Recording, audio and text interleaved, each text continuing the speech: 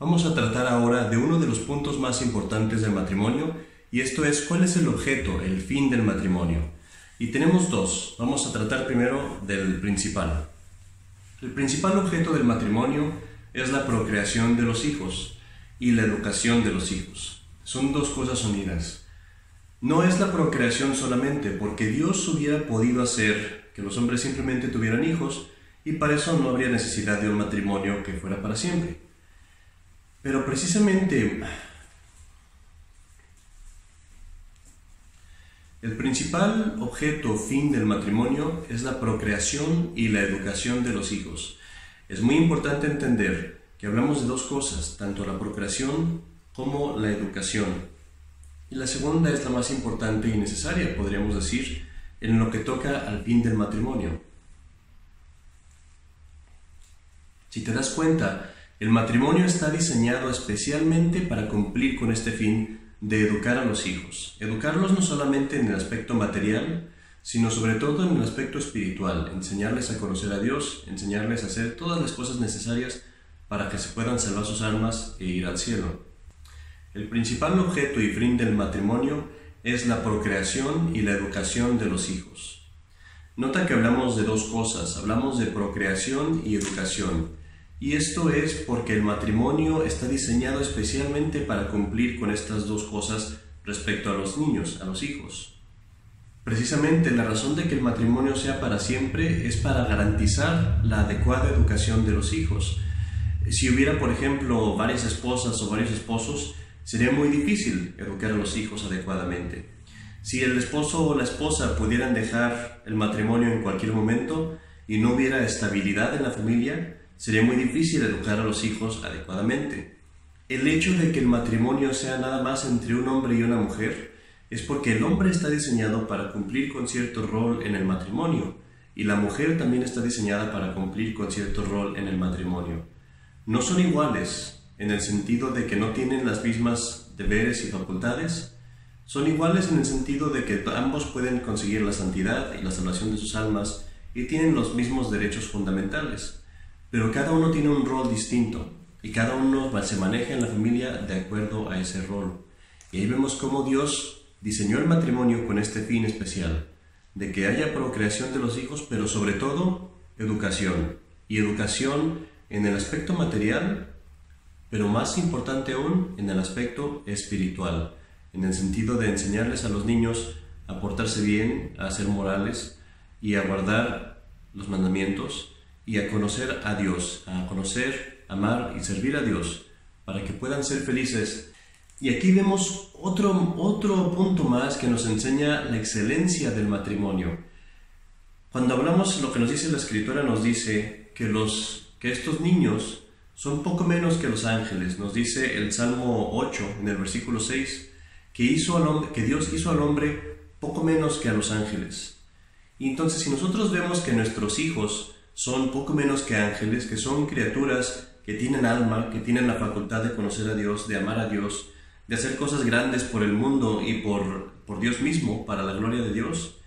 Qué responsabilidad tan grande y qué bendición tan grande, qué misión tan honrosa el tener que cuidar y educar a los hijos que Dios nos confía en el matrimonio. Decíamos que el hombre y la mujer tienen distintos roles en el matrimonio. Y esto nos lleva a considerar el segundo propósito, el segundo fin y objeto del matrimonio, que podríamos dividirlo en dos. La primera parte sería la asistencia mutua que se dan los esposos uno al otro. Entonces aquí, por ejemplo, puede haber un matrimonio que no tenga hijos, pero el segundo objetivo del matrimonio se puede lograr, que es la asistencia que se dan un esposo y una esposa. Esta asistencia se muestra de muchas maneras. Se muestra, por ejemplo, cuando se cuidan uno al otro en la enfermedad, cuando se ayudan en la adversidad, cuando tienen que soportar juntos la pobreza, cuando el hombre trabaja para aportar en la familia de una forma y la mujer trabaja también en su casa y en otras maneras para aportar de otra forma en la familia. Cuando ambos colaboran en la educación de los hijos, cuando ambos colaboran para socorrer a sus padres, cuando ambos se ayudan mutuamente a mejorar cada vez más en la vida cristiana, a ser cada vez mejores, a quitarse de encima los pecados, a practicar las virtudes. Todas estas cosas forman parte de esa asistencia mutua que es el segundo objetivo del matrimonio. Pero hay una parte más que se puede considerar, y es el aliviar un poco las concupiscencias del cuerpo. Ese también es parte del segundo objetivo del matrimonio. El hombre tiene necesidades fisiológicas y la mujer también las tiene. Dios les concede a los que lo necesitan y a los que lo piden la gracia de ser castos y de ser puros. Pero no todos tienen ese don. A algunos Dios no les concedió ese don porque Dios los reservaba para el matrimonio. Entonces, esa natural concupiscencia que tiene el cuerpo, esa necesidad fisiológica, se alivia en el matrimonio y allí encuentra una salida, encuentra una válvula de escape honesta, moral e incluso santa, porque allí ese acto de la procreación es un acto santo. Habiendo visto cuáles son los objetivos del matrimonio, podemos ahora considerar las propiedades del matrimonio, o sea, las cosas que no se pueden separar del matrimonio. Y esto lo podríamos reducir a dos, que sería unidad e indisolubilidad. ¿Qué quiere decir esto? Que el matrimonio es uno. Nada más se hace entre un hombre y una mujer. No existe nada como la poligamia. No puede casarse un hombre con varias mujeres, ni una mujer con varios hombres. El matrimonio es una unidad de dos personas. Y también es indisoluble. ¿Qué quiere decir que es indisoluble? Quiere decir que el matrimonio, una vez que está efectuado verdaderamente, no se puede romper, no se puede eliminar. Hoy en día, una de las formas en las que se ataca el matrimonio es promoviendo el divorcio, eso es bastante obvio, pero también se promueve en la iglesia moderna, en el modernismo, se promueve mucho lo que son las anulaciones del matrimonio. Y pretenden que un matrimonio no existió por causas que son totalmente fútiles y inapropiadas para ese aspecto. Por ejemplo, dicen que una persona se casó y que no sabía lo que estaba haciendo porque era muy joven y que por lo tanto el matrimonio no es válido. Nosotros vemos que en la antigüedad y de hecho hasta 1960 la iglesia nunca puso eso en práctica. La iglesia siempre mantuvo el matrimonio y fueron muy raros los casos de anulación. La anulación no quiere decir que el matrimonio se destruye. La anulación se supone que quiere decir que el matrimonio nunca existió. Pero realmente la mayoría de los casos de anulación que se manejan ahora en las diócesis modernas y en las iglesias modernas que siguen este modernismo en la iglesia, la mayoría de esos casos de anulación son inválidas, no son verdaderas. Esos matrimonios eran verdaderos y no se les puede conceder la anulación por esas causas. Es una solamente de las cosas que atacan el matrimonio en el día de hoy y es muy importante que nosotros entendamos cuando nos vamos a casar que no existe esa posibilidad de acabar con el matrimonio.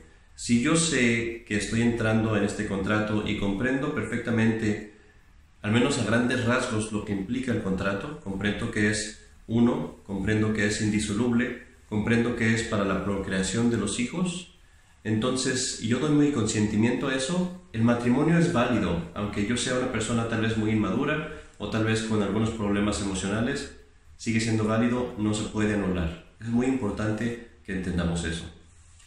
Como ya lo comentamos, estas dos propiedades del matrimonio son lo que hace que se puedan guardar los fines del matrimonio, que es la educación de los hijos y la ayuda mutua de los esposos. Para tener esas cosas, para poderlas lograr, es necesario que el matrimonio sea solamente entre un hombre y una mujer y que sea para siempre, que sea estable, que dure hasta la muerte de uno o del otro. Hasta ahora hemos estado hablando de lo que es el matrimonio natural, es decir, el matrimonio que se da a cabo en las personas antes de la iglesia, antes de que nuestro Señor Jesucristo lo elevara a un sacramento. El matrimonio natural también ocurre cuando se casan personas que no son católicas. Es realmente un matrimonio, es verdadero, pero es un matrimonio a un nivel natural, no es el sacramento. Cuando las personas que se casan son católicas, reciben el sacramento del matrimonio. Para esto es necesario que entendamos primero qué es un sacramento.